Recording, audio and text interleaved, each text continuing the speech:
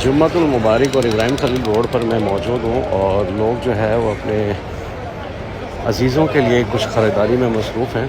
तो ये इब्राहिम खलील रोड मक्कातुल मुकर्रमा का सबसे मसरूफ़ तरीन ये शाहराह है और ज़ायरीन जो है वो हरम भी जा रहे हैं, कुछ हरम से वापस आ रहे हैं और लोग ख़रीदारी कर रहे हैं माशाल्लाह।